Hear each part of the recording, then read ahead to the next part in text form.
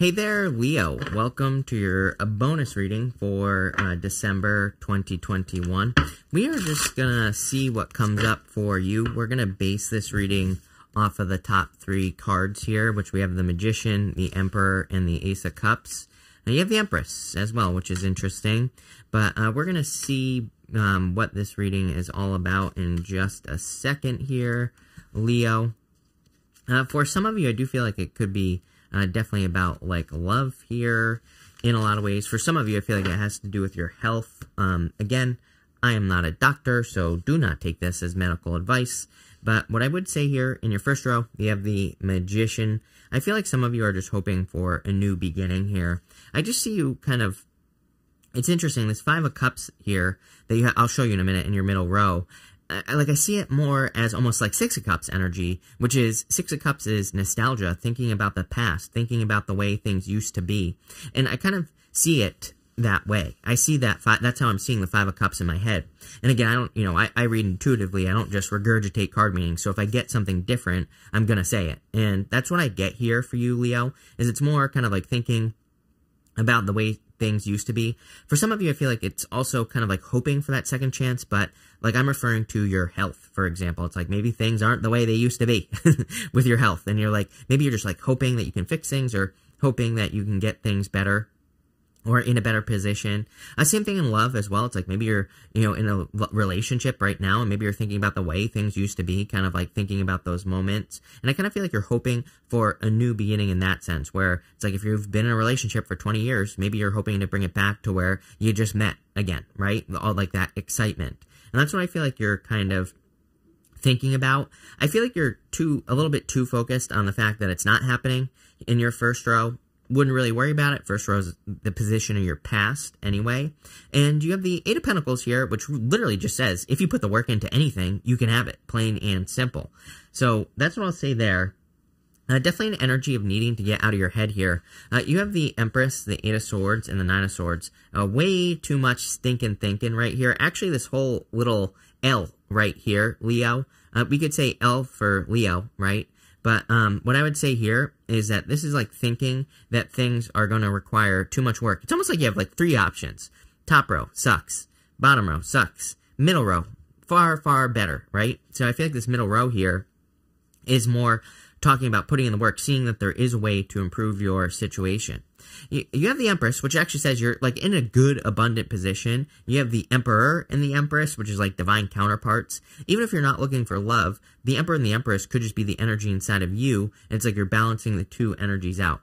Eight of Swords is like feeling too stuck in a situation, but needing to realize that you could easily set yourself free. You're the only sign, Leo, that gets this card all the time with me. Like every single reading I do for you, you're getting the Eight of Swords.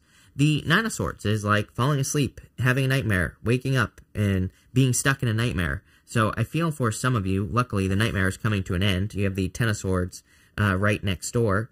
Ten of Swords is not a great card, but actually, some people consider the Nine of Swords to be the worst card in the tarot. I really don't think tarot is good or bad. I don't look at it that way, but what I would say is I feel like something is coming to an end here, so that's that. But let's get some details on this first row. With the Empress, you have the Temperance card. You have the power, Leo. You have the power to turn anything into a positive or negative. The Temperance card can go both ways. Somebody thought I misspoke once because they said, why would you want to turn it into a negative? I'm like, exactly. Temperance, you have a choice. You can make it positive. You can make it negative. The choice is yours with the Temperance card. So I really feel that you need to realize that I would be very careful of thinking about lack. The Empress, I always make the point with the Empress that she is like the one person in the major arcana. She's like the only one who truly, truly believes and understands that she comes from infinite source, intelligence, infinite source energy, infinite source abundance. Like she is the only one that truly thinks in a very abundant way. So I feel like those two cards there are asking you to realize that you come from infinite source abundance. You can manifest, create, build, whatever you desire, but you have to believe it, right? With the Eight of Swords, you have the Queen of Pentacles. Funny enough, Queen of Pentacles is all about resourcefulness, being resourceful, needing to dig into your resources, right? She is also very focused on the right thing. She's not focusing on the wrong thing, which is this rabbit right here. The Queen of Pentacles is focused on the pentacle. She's like focused on what she does have. The rabbit, you know, rabbits can represent fertility, abundance, success, and all these other things, but the rabbit can also represent fear, anxiety, you know, being scared, kind of like the Eight of Swords and the Nine of Swords here. But she's focused on the pentacle. She's focused on everything that she does have, and not just financially. We're not referring to only finances here. We're, you know, kind of referring to everything here, Leo. So, that, you know, she's focused on every resource. What do you know? With the Nine of Swords, you have the Six of Cups. Exactly what I was saying with that Five of Cups. I was getting that, like, Six of Cups feeling is the best way I could describe it, where I feel for some of you, it's almost like you're thinking about the past, like, wouldn't it be nice if things were the way they used to be and, you know, all this other stuff. I kind of understand that thinking. Of course, Leo, I understand, you know, like, wishing that things could get better or wishing that you could go back to a certain point or place in your life. And so I understand that with the Six of Cups here. And I feel like you're kind of really thinking a lot about the past with that Six of Cups energy. So it's kind of like interesting how this reading is going. I really feel like you have a choice here on whether or not you put the work into, you know, creating your best life or whatever you want to call it, Leo. So that's what I'd be doing here. Let's see where this reading goes. I feel like it's not like shaping up yet. Again, you have the Emperor here. I know what this is now. I feel like the Emperor energy is what needs to be balanced out in you here. This is more of the action-taking type of energy, the more kind of like going for it energy, the more putting in the work type of energy here.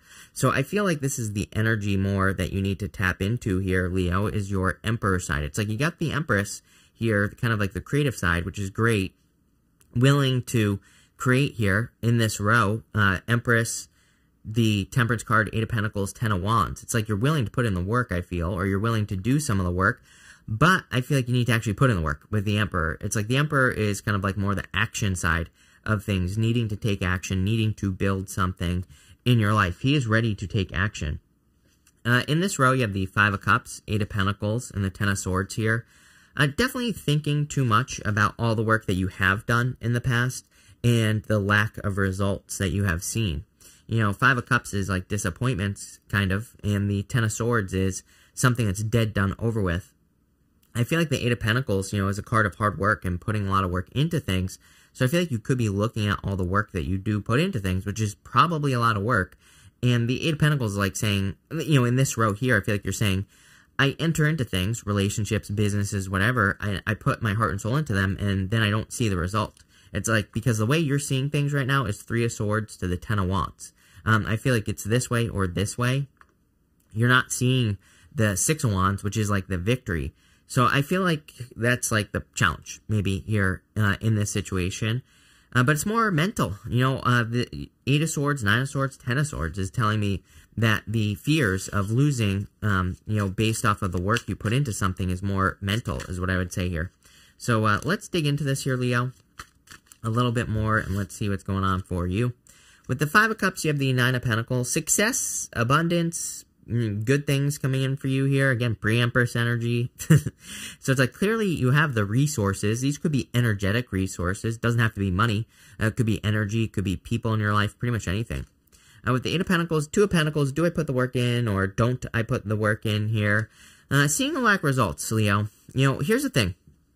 Is that the waves on one side, on the far side, the other side here, Leo, this side, right? They are very small, and they build as they go across the card. So it's like one of those things with the Two of Pentacles. It's a card of hard work, and it's a card of balance as well, but it's like maybe we don't see results right away, or maybe it takes a long time for results to build, but we're building results all along. So I think a lot of people quit while they're ahead. I think too many people put a lot of work into something like a business, job, or whatever, or even a relationship. You know, relationships are a little bit different, but I would say as far as work and business are concerned, I think too many people build a lot of momentum and then they quit before the momentum can even take effect, right? It's like momentum, it could be one of those things. Maybe you're working on a business for 2 years, 3 years, and boom, all of a sudden it blasts off. And it's because you've built a lot of momentum, but I feel like a lot of people quit before they hit that point where the momentum has built. So I feel like this Two of Pentacles is more saying don't quit. It's like you've been building this wave behind you here, and it's going to carry you forward, but if you quit, it's not going to happen. With the Ten of Swords, you have the Six of Swords, improvements, definitely a card of rite of passage. Again, I feel like it could be saying that all the work that you've been putting into things in your life up until this point have basically been a rite of passage. I think sometimes people forget that also it's like, if we're meant to do something, there still might be a certain price we have to pay to the universe, or there might be certain things that we have to learn. It's like, if you want to be uncommon, if you want to be a person who isn't like everyone else, it's like, clearly you're going to have to do things that nobody else has ever done. So I feel like that's like the price we have to pay to the universe, right? To be uncommon, to have things that other people don't have or whatever, or to build a beautiful life. And I kind of feel like that's what the Six of Swords is saying. It's like all the work that you have done. Here in your last row, you have the Ace of Cups. So your emotions overflowing. I feel like there is a lot of happiness coming in for you here with the Ace of Cups. I feel like there's a lot of abundance coming in for you here as well with the Ace of Cups. The Ace of Cups is kind of like self-filling. So, and that's what's popping into my head for you, Leo. I feel like some of you could be getting into positions, work, business, otherwise, where it's more self-filling. It's like it doesn't require a lot of energy or effort or time or anything like that. And in fact, I feel like there can be things that you do where you actually end up with more energy at the end of the day, not less. I always tell people, it's like when I do readings, it's like I'm channeling from source. It really doesn't, people always say, you do readings all day, aren't you tired? I'm like, no, usually by the end of the day, I have more energy than what I started with, because it's like I'm not using my own energy. I'm channeling from source. It's filling me up, right, all day long. Usually, sometimes I start a little bit tired, and then by the time I get going, it's like I'm full of energy. I'm full of life. I don't really feel tired, right? And even when I am tired, it doesn't really matter. It doesn't affect the message, but I feel that if we're doing things that we're supposed to be doing, or if we're doing things where we're almost channeling from our higher self or whatever you want to call it, it doesn't really use any of our energy, if that makes sense. And I kind of feel some of you could be getting into a situation like that. Same thing in love as well. In love, I feel different. It's so weird. This is one of those readings where I feel like there's two separate messages here. Sometimes you'll hear me say like, oh, I don't think this is a love reading because I just don't feel that it is. For you, I feel like there's kind of two messages here. And if it's love, I feel that for some of you could be getting into a situation where it's more like you don't feel like you have to do something to the person. Those are the words that are popping into my head, is that you don't feel like you have to do something to the person. I feel intuitively what that is referring to is like you don't feel like you have to change the person. It's like maybe you've been getting into relationships, or maybe you do get into relationships where you feel like you need to do something to change the person. I feel like in this situation, for whatever reason, it's like if you're meeting a person here, it's like I feel like that's kind of like released here in a lot of ways. In this row, you have the Three of Swords, Six of Wands, and the Ten of Wands here. I feel like you definitely need to get away from this Three of Swords energy. Three of Swords is about forgiveness, and these swords are, let me just show you over here. It's a card of grief and sadness, and this is probably one of the worst Three of Swords, other than the one that's in another deck I have, but, this card here is like a card of grief and sadness, but those swords are in your own heart. This card says you have to remove those swords from your heart by forgiving the things from the past. It could be past people, past situations, whatever, and you're not doing it to forgive them. You don't literally have to call anyone and forgive them. You're forgiving yourself, basically, by removing those swords from your heart. You have with the Six of Wands here, I feel like there is clearly success coming in for you here, and some sort of victory. I feel like you need to get away from this right here, feeling like things have to be hard. Like if you're, and again, this is a message that's been coming up for like everybody for the past week for whatever reason, but I feel like if your first gut instinct is that something has to be hard or something can't be easy, I feel like you need to be like, no, it can be. Things can be easy. Things do not have to be difficult. It's just like, I think that's like part of the problem with modern day relationships is like people think there has to be fighting and, all this other stuff where there actually doesn't. And things can actually be easy. And things don't have to be hard. And it's not something that has to require work, like hard work, right? I do think relationships, if you want to be in one, do require work. They do require effort, but at the same time, it's not something that has to be hard. It's not something we have to force ourselves into, right? And that's what I would say here. But let's see what is going on with your last row here. With the Three of Swords, you have the Judgment card here. I mean, literally receiving judgment. Three of Swords, forgiving something from the past. Judgment. So I feel you are being asked to kind of like let go of anything that you could be holding on to from the past. Any, what's the word I'm looking for? Resentment. Anything like that. I feel like you need to kind of let that stuff go. I see like a swirl like around your head here, Leo, like this. But it's like the swirl is finishing like right between your eyes here. I'm not seeing this as like third eye, although I do feel like it could be third eye activity. I feel like it's talking about energy being trapped in the top of your head. You could be getting headaches, things like that. So I feel like if you're having those symptoms, like your head is spinning, kind of like headaches, things like that with your head, I feel like forgiveness, letting things go from the past, or looking at past resentments would be a good idea.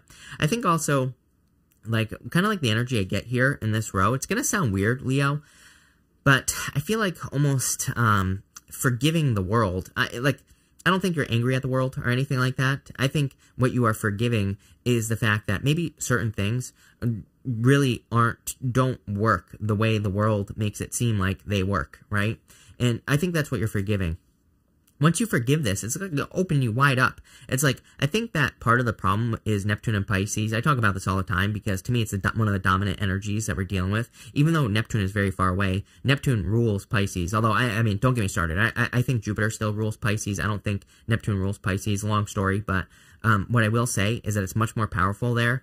And I think part of the problem is that people think like, relationships are supposed to work like this. Business is supposed to work like this. Health is supposed to work like this. Neptune and Pisces is coming to F your day up, right? Neptune and Pisces is like, hell no.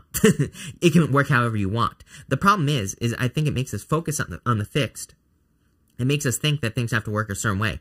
But really, it's like much more exciting if we just like release it and open up, which I think people will do once we get into towards the end of Neptune and Pisces, and people just go with the flow and just like okay, like whatever the hell, I'm gonna be a vegan, but I'm also gonna eat meat, right? And you might be saying, how the hell does that work? I don't know. Ask Neptune, right? Don't ask me. But whatever, right? I think and people are gonna come up with all sorts of crazy rules and things like that, but that's great because it's like opening up, it's like releasing these fixed ways of thinking, and it's a much more exciting way to live. It's like if everybody was the same, it'd be like so freaking boring. This is what I try to stress to people. It's like, look at the news. The news is like, everybody has to be this way or that way. It's like, why can't we just have like people who are like all over the place? How boring, right? How boring would it be if everybody was just like a little robot, which I'm convinced the government wants, but, don't get me started on that, right?